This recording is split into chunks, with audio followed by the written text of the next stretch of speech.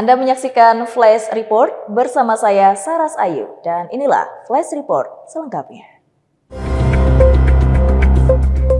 Presiden Prabowo Subianto mengarahkan Badan Gizi Nasional atau BGN untuk menata ulang sasaran program makan bergizi gratis agar lebih tepat sasaran kelompok masyarakat dengan kondisi ekonomi terendah, daerah tertinggal, dan wilayah dengan angka stunting tinggi menjadi prioritas dalam penyaluran manfaat program. Arahan tersebut disampaikan Presiden saat menerima laporan dan masukan mengenai pelaksanaan program makan bergizi gratis di Kompleks Istana Kepresidenan Jakarta. Evaluasi dilakukan untuk meningkatkan efektivitas program yang telah menjangkau puluhan juta penerima manfaat di berbagai daerah. Wakil Kepala Badan Gizi Nasional Agustina Arumsari menjelaskan, Presiden mendengarkan berbagai masukan sebelum menetapkan langkah penyempurnaan program. Hasilnya, pemerintah menilai penajaman sasaran menjadi kunci agar bantuan gizi lebih berdampak bagi kelompok rentan. Presiden juga menegaskan program makan bergizi gratis perlu difokuskan kepada masyarakat yang paling membutuhkan dukungan gizi. Masyarakat yang sudah tidak memenuhi kriteria akan dievaluasi. Pak Presiden intinya adalah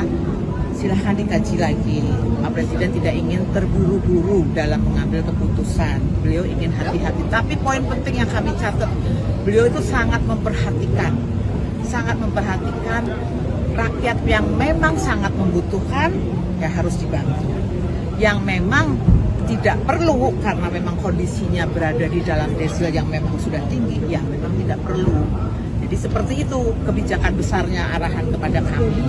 Untuk mendukung kebijakan tersebut, Badan Gizi Nasional melakukan pembaruan data penerimaan manfaat agar penyaluran bantuan lebih akurat. Seluruh kementerian dan lembaga juga diminta memberikan dukungan karena program ini melibatkan jutaan penerima di seluruh Indonesia. Hingga Januari 2026, program makan bergizi gratis telah berjalan melalui 21.102 satuan pelayanan pemenuhan gizi atau SPPG dengan menjangkau sekitar 59,86 juta penerima manfaat. Pemerintah berharap penataan ulang ini akan membuat program semakin efektif, efisien, dan tepat sasaran. Tim Liputan, Eljon Media melaporkan. Pemerintah mengarahkan pembangunan pariwisata nasional ke konsep quality tourism. Strategi ini menitik beratkan pada peningkatan lama tinggal wisatawan, besarnya belanja wisata, serta pelindungan lingkungan dan budaya sebagai daya tarik utama destinasi. Pergeseran kebijakan tersebut diharapkan mampu menciptakan nilai ekonomi yang lebih tinggi tanpa menambah tekanan akibat lonjakan jumlah pengunjung. Dengan demikian, pertumbuhan pariwisata dapat berjalan lebih berkelanjutan dan memberikan dampak jangka panjang. Di balik peluang tersebut, pelaku usaha mikro, kecil, dan menengah masih menghadapi berbagai tantangan. Keterbatasan modal, akses pembiayaan, pemasaran digital, hingga pemenuhan standar layanan menjadi kendala dalam mengikuti transformasi pariwisata yang terus berkembang.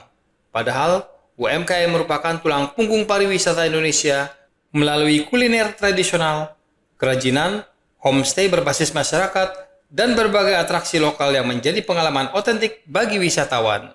Karena itu, peningkatan kapasitas SDM, akses pembiayaan, dan promosi yang lebih inklusif menjadi langkah penting untuk memperkuat daya saing pelaku lokal.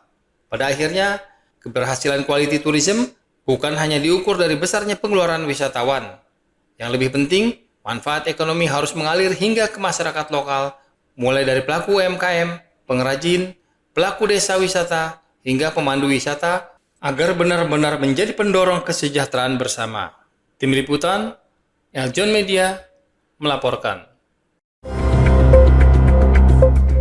Pemirsa, demikian Flash Report kali ini. Ikuti terus berita terkini seputar pariwisata, bisnis, dan investasi di eljonnews.com. Jangan lupa follow Instagram @eljonnews, @eljontv.official. Saya Saras Ayu, sampai jumpa.